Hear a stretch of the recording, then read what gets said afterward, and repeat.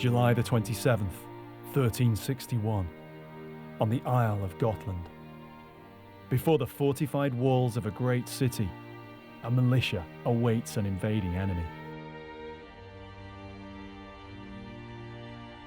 They're all that lies between survival or destruction at the hands of a ruthless foe, professional soldiers and hired mercenaries.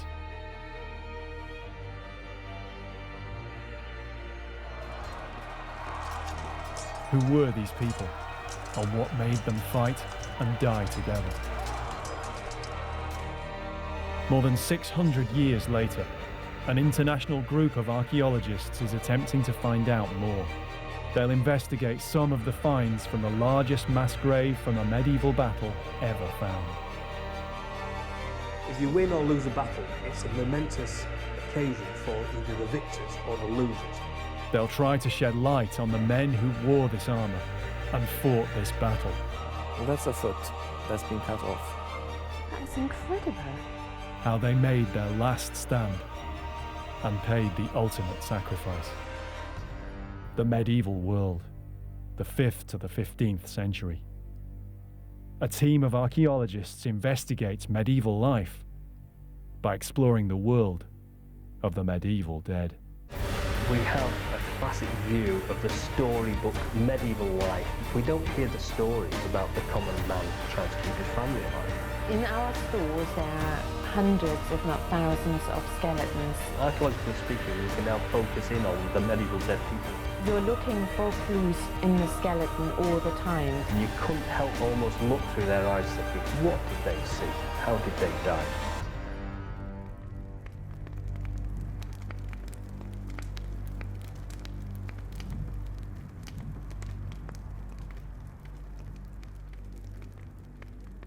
Houses have been put to the torch, grieving people stricken by the sword.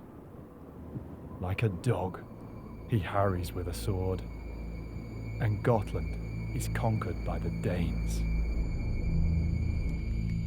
The words of inscriptions found hidden in churches and monasteries of Gotland from 1361. Bitter words by a beaten people. The Swedish Isle of Gotland in the Baltic Sea has been free of war for 200 years. Yet in the centuries before, its history was anything but bloodless. In the Middle Ages, Gotland was the richest city in the Baltic.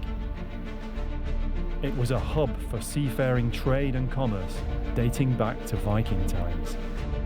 There are more hoards of coins and treasure found here than anywhere else. The middle years of the 1300s were a golden age for Gotland, most of all for its glittering capital, Visby. No wonder then that this rich island drew envious eyes from across the Baltic. 1361 proved a pivotal year for Visby and the Gotlanders.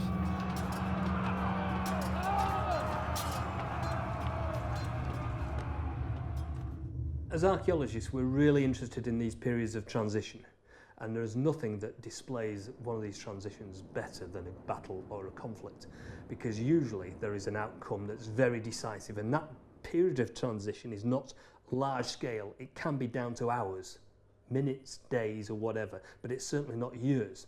And if you find the mass grave of a people who were killed during that conflict, that's perfect, because that is the moment when the transition took place. So you can find out what happened before, what happened afterwards, and this is the point where it took off.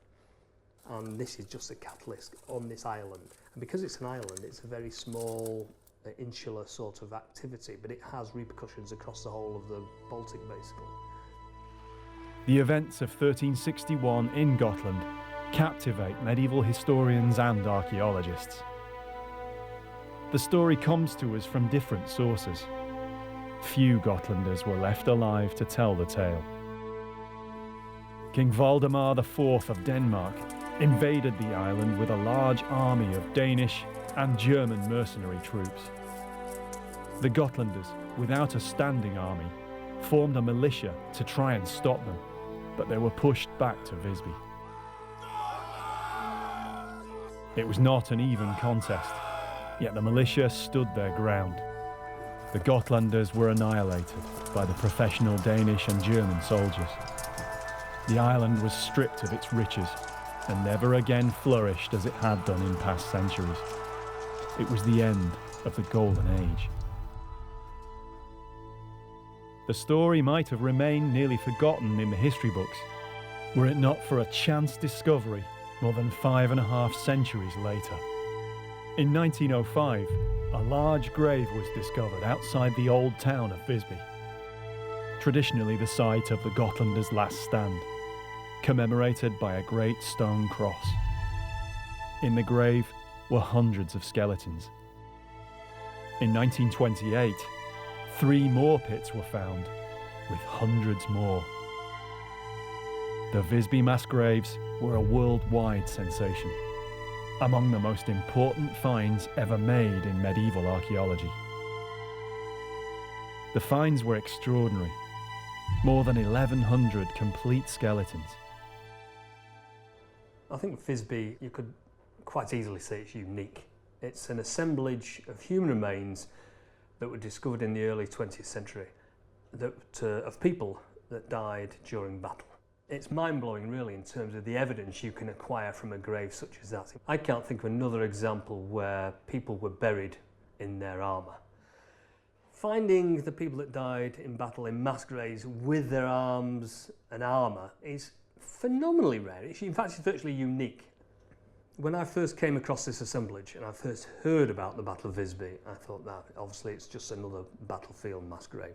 And so when I first saw the information that was compiled in the early 20th century, and there were plates of armour on the skeleton itself, and you think, this is unbelievable. It's so unusual, and the mind races to try to work out so many questions. Why were they buried like this?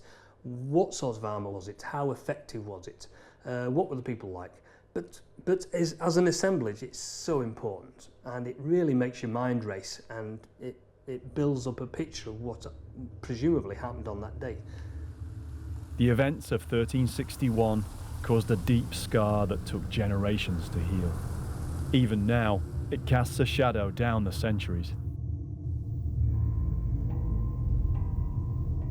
This is why historians and researchers, today more than 80 years after the last excavations, are compelled to revisit the story.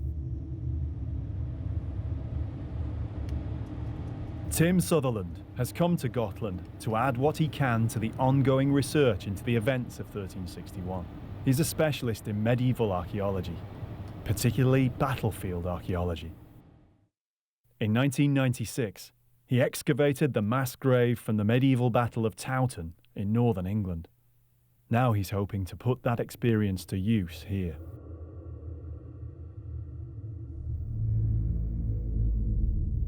The grave site is a few hundred metres from the walls of Visby. The battlefield itself has long since been destroyed by modern development. But it's likely this area was chosen as a burial place because there was a monastery here at the time of the battle, and it would have been close enough to drag or carry large numbers of dead. He'll carry out a survey of the site where the mass graves were excavated to establish exactly where the pits were. They haven't been touched since they were backfilled after the original excavations. The good thing about this area is it contains the monuments, not only the medieval monument of the stone cross, but we've got a modern monument of the wooden cross which stands in the centre of the church. The graves are under the pavement, they're under the road, they're under the grass, they're even under this garden and the house next to us. And so the interesting thing is, how much of any part of this can we see? We've already got the grid laid out. I'm just going to extend it by 1 metre, maybe 2 metres, run some lines just up there, and then we can just get going. Working with Tim is Dr. Helen Goodchild of the University of York. She's a specialist in remote sensing, including ground-penetrating radar. The radar may be able to show the graves, although there's no way of knowing just how much the site has been disturbed over the past 80 years. We can survey through the pavement and hopefully get evidence of the mass graves. Then we want to just move slowly across the grass, getting more data as we move towards the cross. Hopefully we'll see evidence of at least one or two of these graves. But that's the challenge here. Can we see any evidence of the archaeological remains that exist here from the Battle of Visby?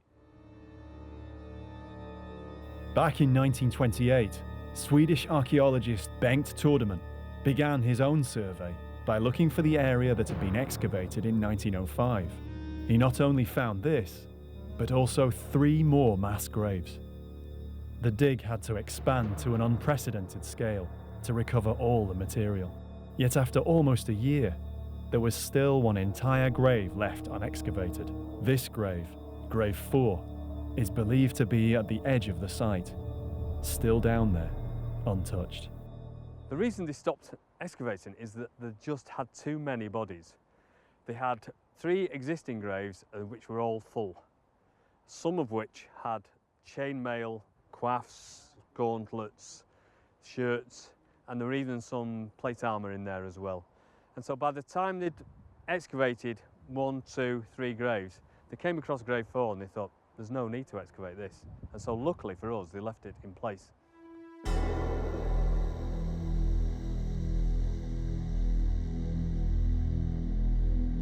What seemed as though it would be a straightforward survey hasn't been as easy as they thought. All under the field are the buried ruins of the old monastery. It started out quite traumatic in that there are big thorn bushes in the way. There are lots and lots of undulations in the ground. We thought it was a very flat green piece of grass, and it's covered in lumps, bumps, and also stone walls. So the radar was bouncing up all over them. So although it was very hard work, and we've only covered a relatively small area, the results seem to be really good. The experience has left him with a strong respect for the archaeologists who surveyed this site more than 80 years ago. You can't help but admire the people in the past because they had very basic equipment, theodolites, tape measures, and a spade and a trowel, and yet they came up with so much quality data, and we should look back at these people with reverence and say, actually, they were very, very good at what they did. And we can learn a lot from them because they accumulated very good data, but at a very basic level. And we now follow in their footsteps and say, can we improve on what they've done? And sometimes it's quite difficult, actually, because it's just such good work that they've done. They plot the results and see if any of the archaeology can be seen. Now, although this is still grass and house and gardens, we can see what they found. So we can use this to interpret our data. As Tim had feared, there's a lot of modern interference.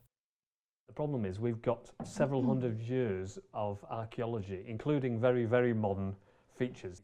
When they strip this away, they can see the medieval archaeology. So we've got where the graves were, where the railings were, where the cross still is, and all the water pipes and anything else they encountered. So anything that's shaded there is where they've excavated.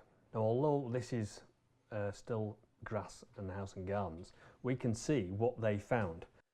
The empty pits, left after Tordeman excavated them, show up clearly. Grave 1, right in the road. Grave 2, half in the road. Grave 3, almost under part of the railings. One grave would have been dug first. And they've successfully verified Grave 4, completely unexcavated, under the pavement. And then Grave 4, this is the one that was never fully excavated. It still exists in its primary form about a metre below the surface. Then Tim sees something else they weren't expecting. So we've got this strange anomaly there, which we think may be something like a pit. The good news is nobody's excavated there. It doesn't look like modern interference. Could it be from 1361? That's interesting. That looks more archaeological. It looks like an archaeological pit. Grave 4 alone might contain many more skeletons and armour. And now Tim and Helen's survey has found another possible grave to be investigated. Future excavations will benefit from Tim and Helen's work. On July the 22nd, 1361, Valdemar's invasion force landed some 15 miles to the south of Visby, at Vastegarn, where the bay forms a natural harbour. Then they headed north. The Gotland Militia fought at least one battle to try and head off the invaders, but they were beaten back. The militia fell back to the only fortified town on the island, Visby. Yet the great gates were closed to them. The Visbyans would not allow them inside the city wall. Despite their protests, they were left to take their chances and face the invaders, their backs to the wall. The scene was set for their brave but ill-fated last stand at Visby.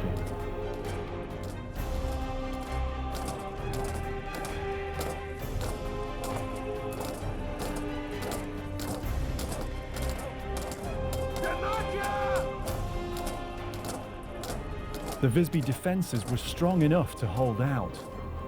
Why did they not let the Gotlanders in?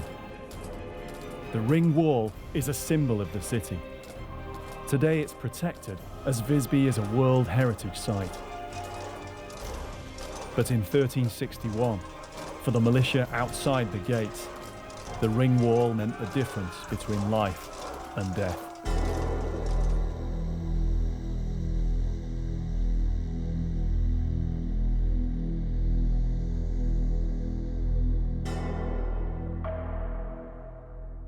Gotland was in the middle of the Baltic, which made it very rich, because you can trade from the east to the west and from the west to the east. And the Gotland people were good traders. Visby was one of the trading hotspots of the Baltic, with waterfront warehouses, whitewashed buildings, and a safe harbour. It was a stone town, a medieval Manhattan, with high white buildings. And you have lots of churches inside the Visby, and you have this ring wall. It must just be astonishing to come to Visby. These were prosperous times. People of many different nationalities came here, drawn by a city built for trading. Visby was very cosmopolitan, and it was an international town with many different people here. There were Germans, there were Russians, there were Englishmen, and there were Gotlanders trading side by side in the town. So when the invasion came, why didn't they open up to the Gotlanders? We think that the Gotland people wanted help from Visby, but Visby town decided to negotiate instead. And maybe that's why they don't open the gates to let the Gotland people in. Maybe they were afraid to get an army into their town. So then they let the peasants die just outside the wall. The Great Ring Wall was not just built for defence against overseas invaders. There was tension between the Gotlandic farmers and the Visby officials who controlled trade on the island. The wall was built to get the farmers to pay to get into the trading in Visby, because the people in Visby wanted to have their trading centre for themselves and make them their own money. A city wall to force the indigenous farmers to pay to enter and sell their goods at market.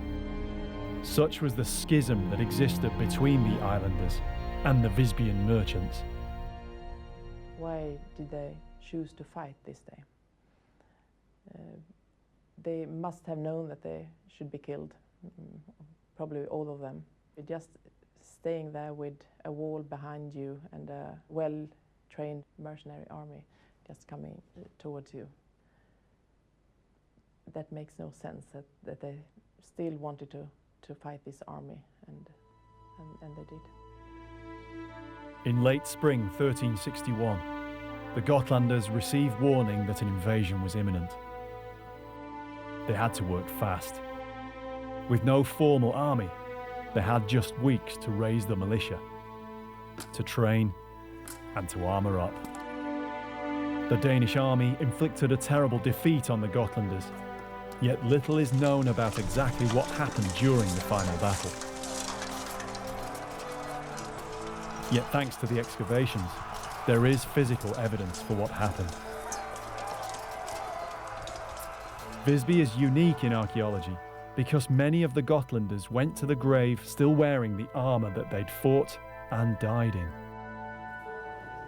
It's this armour that Karen Watts of Britain's Royal Armouries has come to see. It's here in Stockholm that most of the armour is stored. Karen has spent her entire career studying European arms and armour.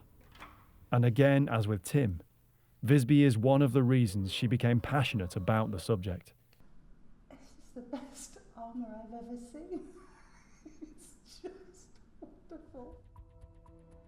The most iconic items among the Visby collection are the body armours. Any kind of armour from this time in the Middle Ages is extremely rare.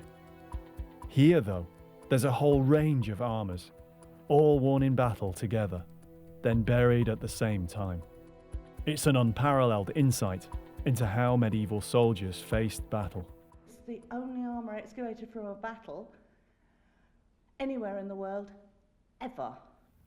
The types of armours are known as coat of plates and lamella. They're made up of individually forged pieces of iron, riveted or wired together as part of a leather or textile harness.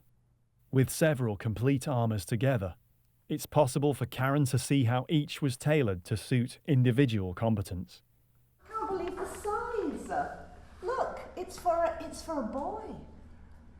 These actually, I have never realised that they're different sizes. Thomas Neyman is a serving Swedish army officer. He studied all the 1361 armours, painstakingly reconstructed here after they were recovered from the mass graves. Tordeman identified a number of types at different stages of development. Is it 4 different types of armors? Yeah. So you can see it evolving in this different material Absolutely. from these pits. If you look up here, what we see here is different layers of textile that's been metallized. So now it's metal. Oh, yes, I see. And what I counted to so far is 3 layers. But it could be more, but we have to do more research. The most common armours are the coat of plates type, a kind of medieval flak jacket. All of these armours are purely functional. They are fighting military equipment with no adornment or ornamentation. Except for this one, because this one has got brass plaques. It's there as a purely an example of heraldic display. And have you identified to whom this belongs?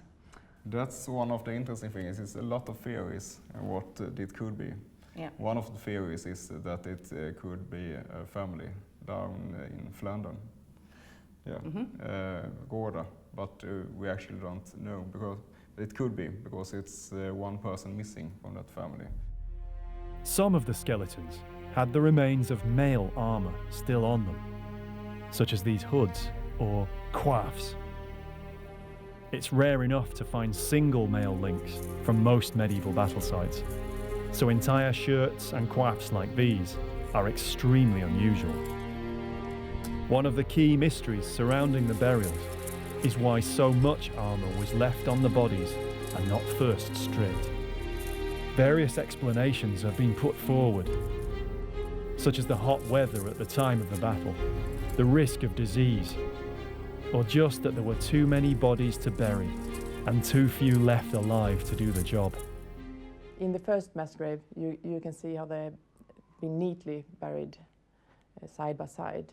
But in the end, they are just thrown into the pit with everything, and you even find coins and knives and quite valuable items as well. So they had been in a hurry for their last days.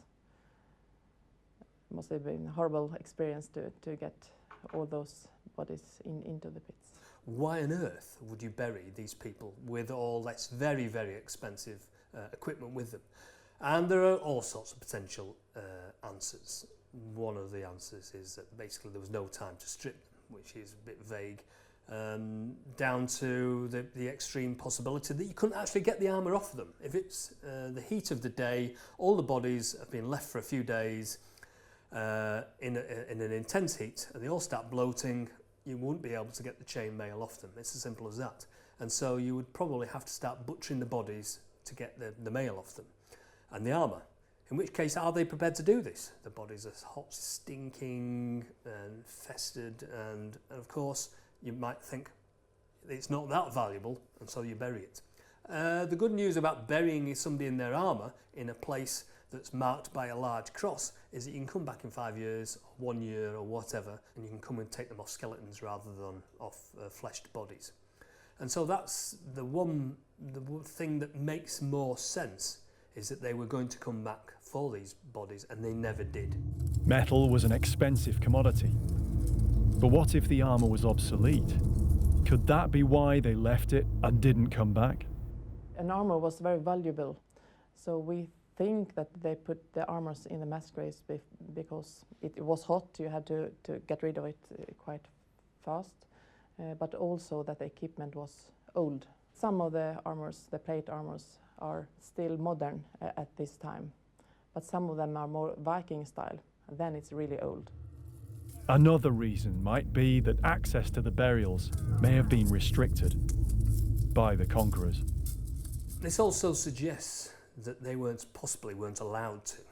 They weren't allowed to strip the dead, and it was only the victors that were allowed access to all this. And now if they had enough equipment and they didn't particularly want to bother themselves by stripping all the dead, they might not have allowed anybody else to do it. Remember, this is armour and there were weapons, and so it could be that they wanted to hide the armour anyway to stop the Gotlanders getting access to it. So what better way than burying it? And it's a way of getting rid of a potential problem in the future. The coat of plates and lamellar armours were transitional systems. By 1361, these were being superseded by more sophisticated full plate armour for most professional men-at-arms, like the Danish and German mercenaries the Gotlanders were up against.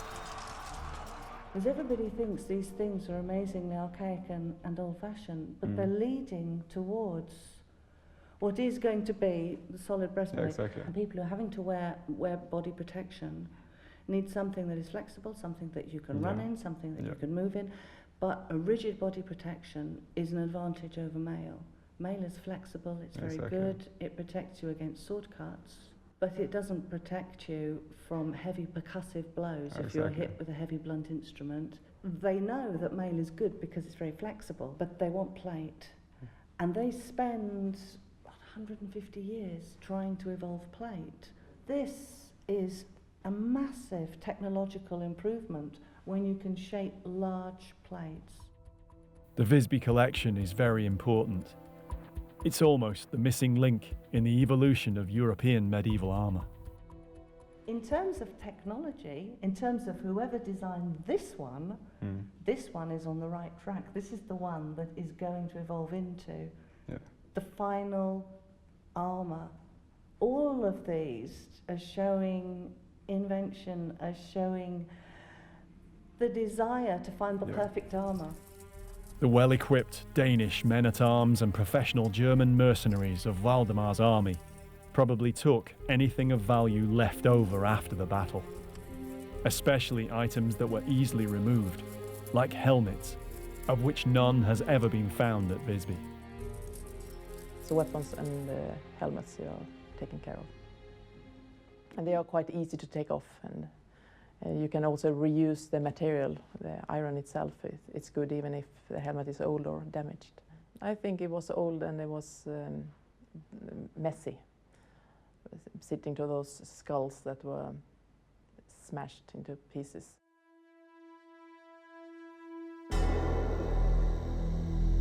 But what of the remains of the Gotlanders themselves? What evidence still lies in their bones?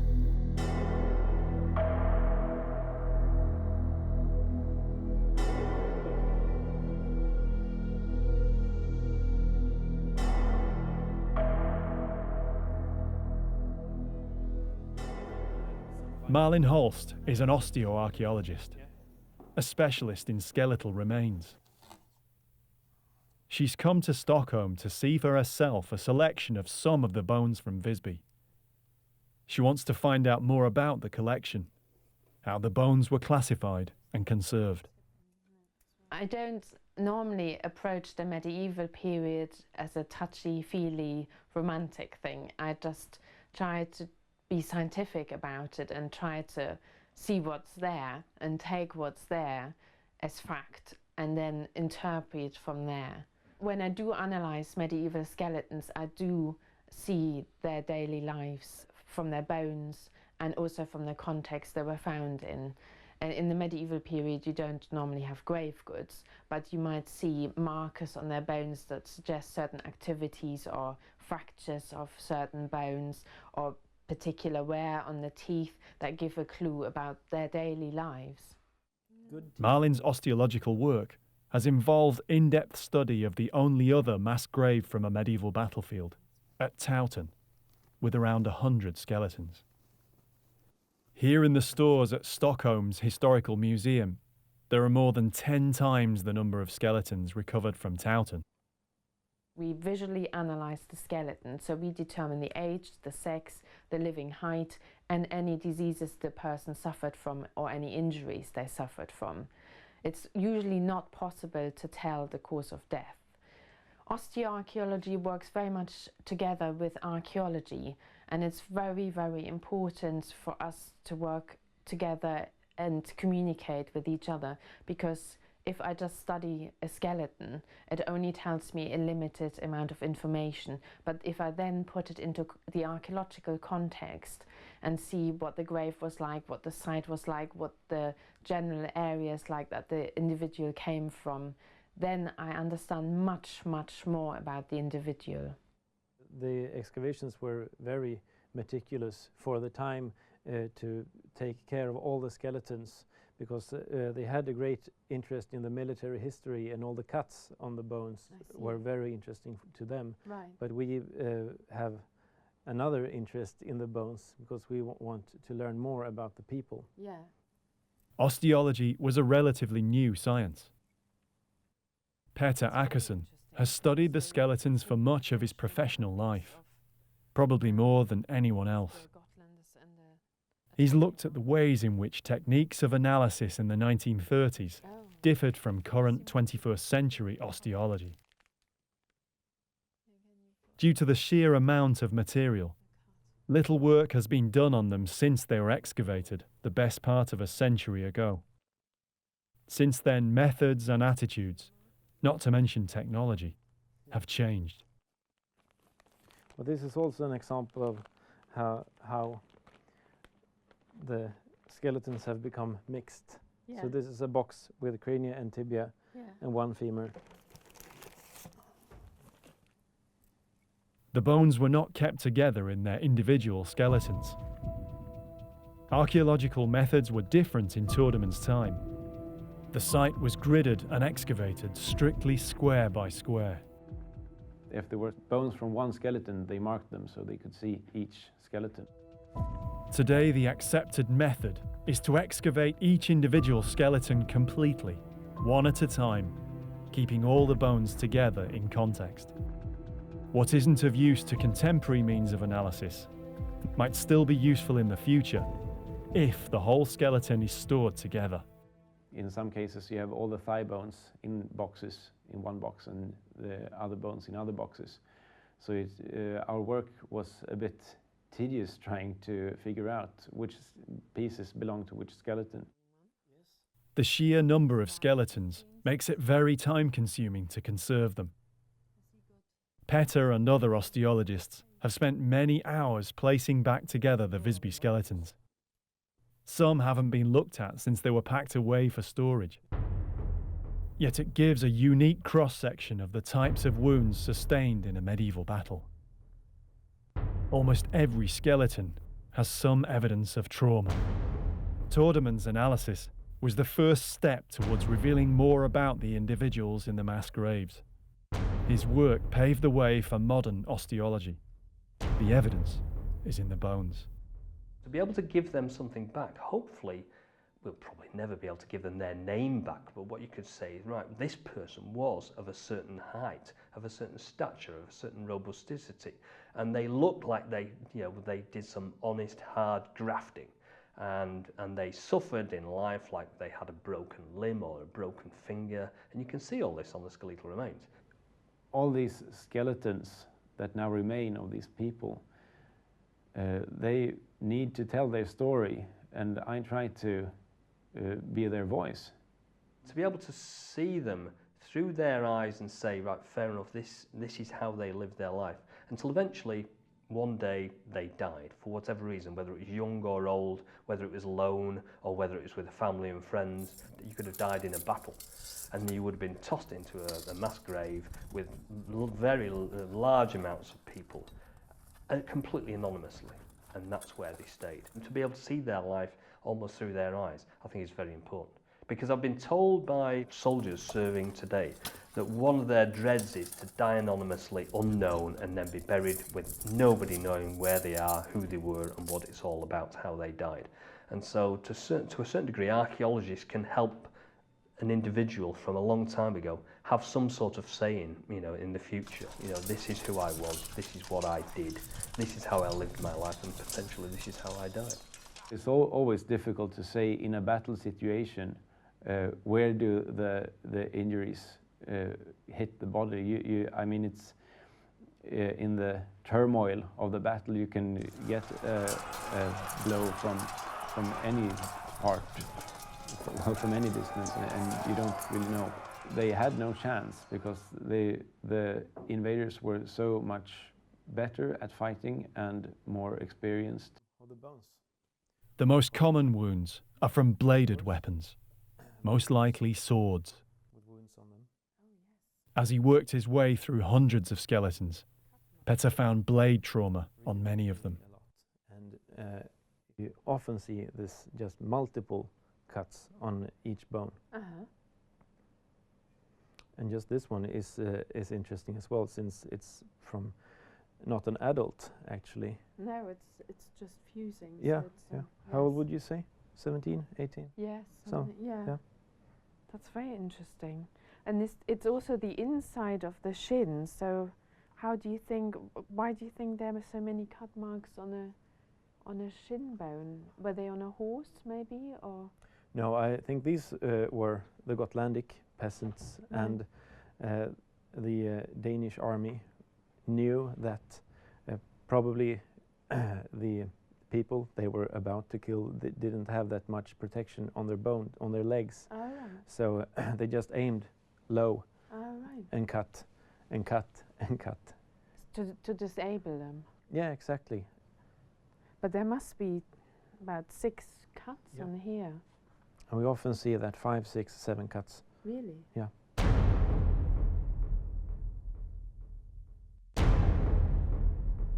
And are they generally concentrated on the legs, all on the lower legs, or? Mostly on the lower legs, but there also are some wounds on the thigh bones. Oh, but yes. then we see that it's on the lower part of them. What is this? Is this a cut mark to Yes. foot? Well, that's a foot that's been cut off. That is incredible.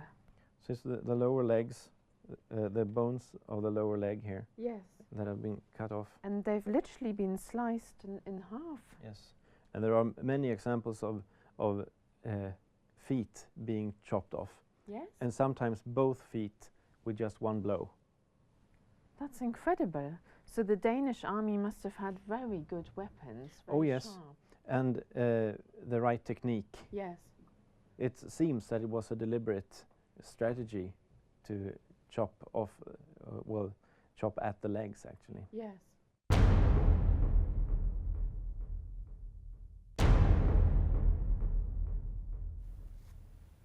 So here we have a cut.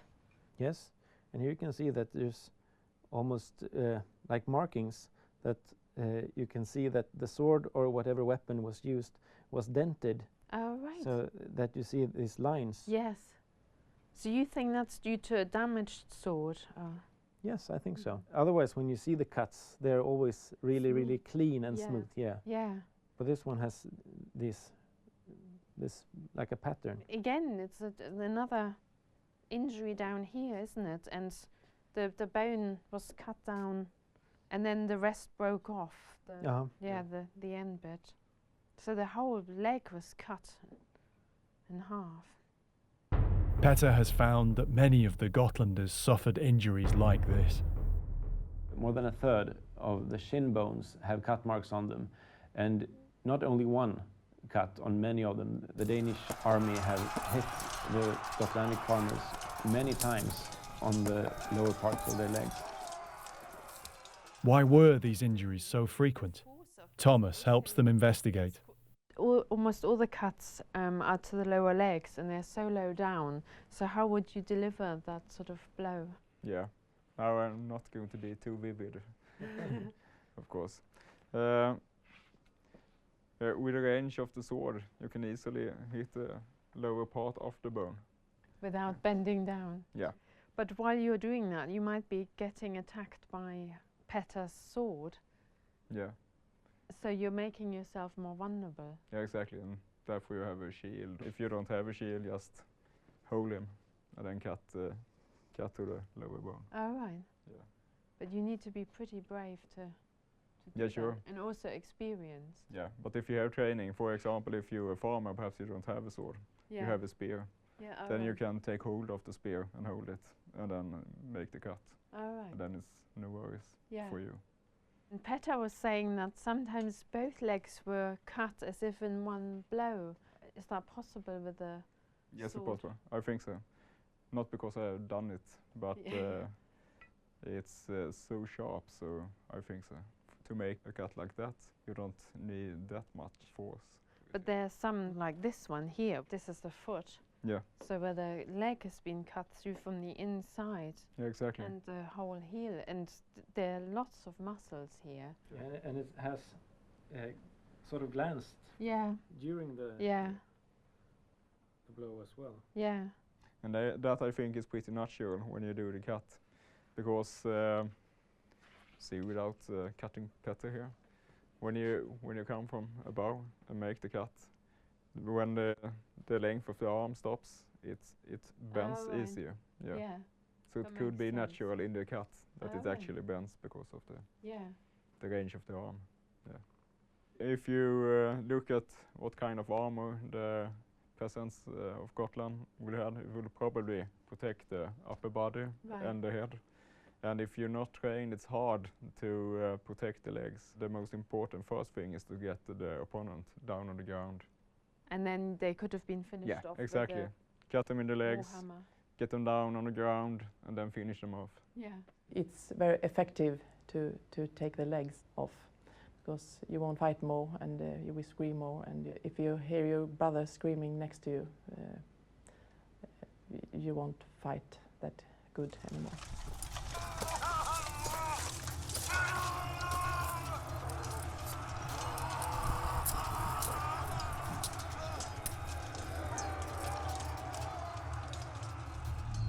Many of the skulls have rhomboidal trauma marks. Some of these may have been caused by crossbow bolts, but most were probably due to warhammers. The Danish army used these weapons with hideous efficiency, probably to finish off men already wounded by the swords.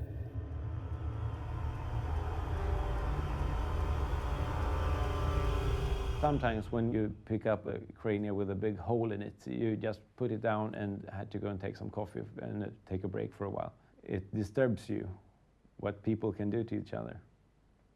And here's an interesting one. So it's the top of the skull with some kind of arrow in it. And you can see that the arrow has struck him right in the middle of the forehead. Mm-hmm. And that must have been fatal, mustn't it? I mean, Oh, I yes. can't imagine. This is right into the Yeah. brain. Among the militia were the old, the infirm, the young, even the physically disabled, buried in outdated armour that wasn't even worth salvaging from the corpses. Why were these people left to face the Danish army, with its trained knights and professional mercenaries? They had to go out and fight against this well-trained army, and they didn't know what to expect, but they were all just slaughtered.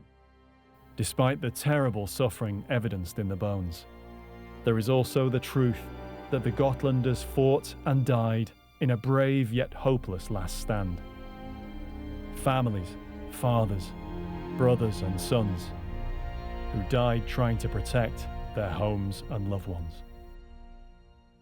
If you win or lose a battle, it's a momentous occasion for either the victors or the losers. And when this happens on a national scale, it means that massive changes take place across a whole country, maybe even a whole continent. And so when you see evidence of a battle, you can pick out what was happening to each side. And these people in the graves, presumably most of them, are the losers.